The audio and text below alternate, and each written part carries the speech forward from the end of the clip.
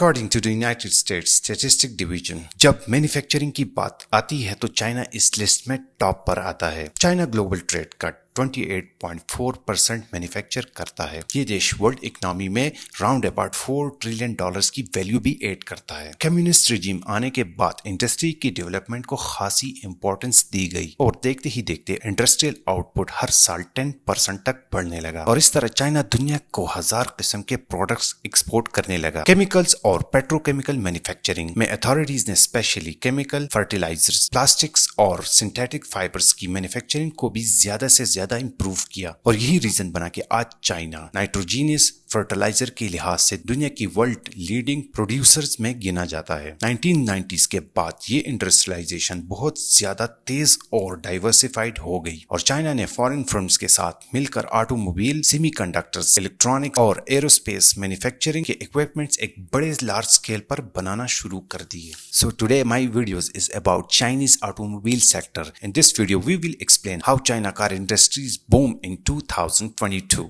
Stay with us. My name is Amir Majid and you are watching ME Site.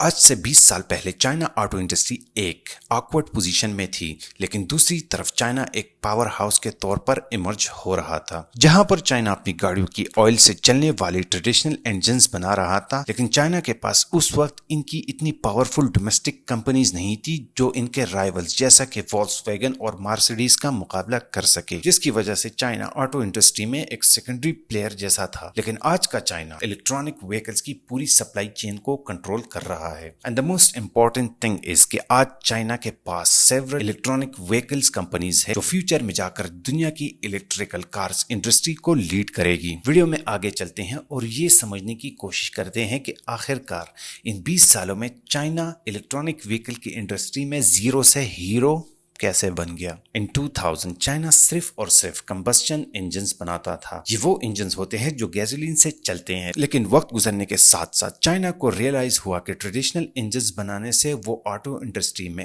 अपने rivals Japan, United states और Germany से आगे नहीं निकल सकता और इस सोच को लेकर चाइनीज गवर्नमेंट ने ट्रेडिशनल इंजन से हटकर ऐसी गाड़ियां बनानी थी जो 100% बैटरी पर चले। लेकिन ये एक्सपेरिमेंट इनके लिए बहुत बड़ा रिस्की था क्योंकि इनके मुकाबले में जनरल मोटर्स और जापान की टोयोटा इस तरह के एक्सपेरिमेंट कर चुकी थी जो कुछ साल चलने के बाद बंद हो गए। लेकिन चाइना के पास यही मौका था अपने आप को इलेक्ट्रॉनिक व्हीकल की इंडस्ट्री में कदम जमाने का। 2009 की ग्लोबल फाइनेंशियल क्राइसिस के दौरान चाइनीज एजेंसीज जिसको ministry of science and technology lead कर रही थी, इन्होंने एक पायलट प्रोग्राम शुरू किया ताकि चाइना की कुछ सिटीज में इलेक्ट्रॉनिक बसेस और पब्लिक ट्रांसपोर्ट व्हीकल्स को मैन्युफैक्चर किया जा सके और प्रॉपर्ली इनकी कोशिश थी कि प्राइवेट कंपनीज को ज्यादा से ज्यादा सब्सिडाइज किया जाए ताकि दिहाइयों से इलेक्ट्रॉनिक व्हीकल इंडस्ट्री में जो काम हो रहा है इसको ज्यादा से ज्यादा इंप्रूव करे। और जब बात आती है चाइनीज सब्सिडीज की तो चाइना ने यूरोपियन और बाकी वेल डेवलपमेंट कंट्रीज के आइडियाज को अडॉप्ट किया। वो कंट्रीज जो व्हीकल्स की डिमांड को देखते हुए अपने यहाँ प्राइवेट कंपनीज को सब्सिडाइज करते थे, लेकिन यहाँ पर चाइना ने अपने देश के अंदर इंपोर्टेड व्हीकल्स को कभी भी सब्सिडाइज करने के लिए एलिजिबल नहीं समझा और फाइनली चाइनीज लोकल गवर्नमेंट को मौका मिला और इन्होंने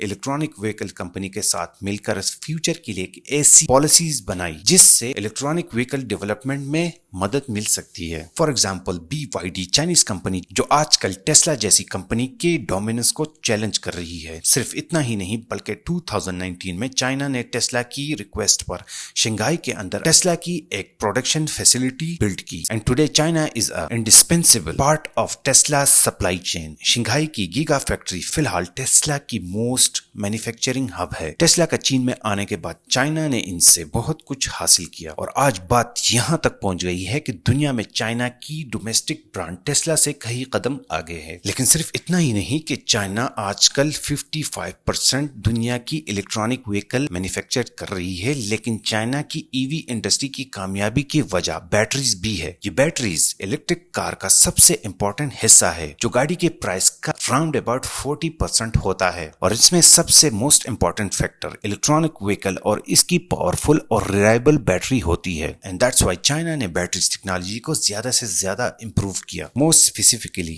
over the past decade China نے لیتھیم آئرن فاسفیٹ بیٹری، جسے LFP ٹیکنالوجی کے نام سے جانا جاتا ہے، پہلے تو ویسٹ میں اتنی پاپولر نہیں تھی، لیکن الیکٹرانک وہیکلز کی وجہ سے آج دنیا کو اس کی امپورٹنس کا پتہ چل چکا ہے. اور یہی وجہ ہے کہ چائنا کی کوشش ہے کہ آسٹریلیا اور چیلی کے ریئر ارتھ مٹیریلز کے مائنز کو اپنے کنٹرول میں لائے، جو کہ properly under the control of China. And that is the reason کہ آج کل دنیا میں چائنیز الیکٹرانک وہیکل بیٹریز نہ صرف ڈسکاؤنٹ پرائس میں بلکہ ہائر کوانٹیٹیز میں بھی اویلیبل ہے، کیونکہ چائنا کے پاس یہ بنانے کے لیے مینوفیکچر پاور بھی ہے. اور یہی ریزن بنا کہ چائنیز الیکٹرانک کمپنیز کے رائز کے بعد الیکٹرانک وہیکلز کی پرچیزنگ میں بھی کافی اضافہ دیکھنے میں مل رہا ہے. So in the last we need to know کہ ٹیسلا کے مقابلے میں چائنیز الیکٹرانک وہیکلز میں ایسی کیا خاص بات ہے کہ لوگ اس کو خریدنا پسند کرتے ہیں. Number 1، cutting edge performance and long range battery life. Number 2، advance safety and comfort features. Number 3، affordable price. Number 4، fast charging, autonomous driving. یہ سب چائناز EVs کار کو اسپیشل بناتی ہے. آج کے چائنا میں بہت ساری کمپنیز ان کار کی مینوفیکچرنگ کرتی ہے، جس میں شامل BYD، NIO اینڈ زنپنگ موٹرز شامل ہیں. آئی ہوپ کہ آج کی ویڈیو آپ نے پسند کی ہوگی. اس طرح کی اور ایکسائٹنگ ویڈیوز دیکھنے کے لیے ہمارے چینل کو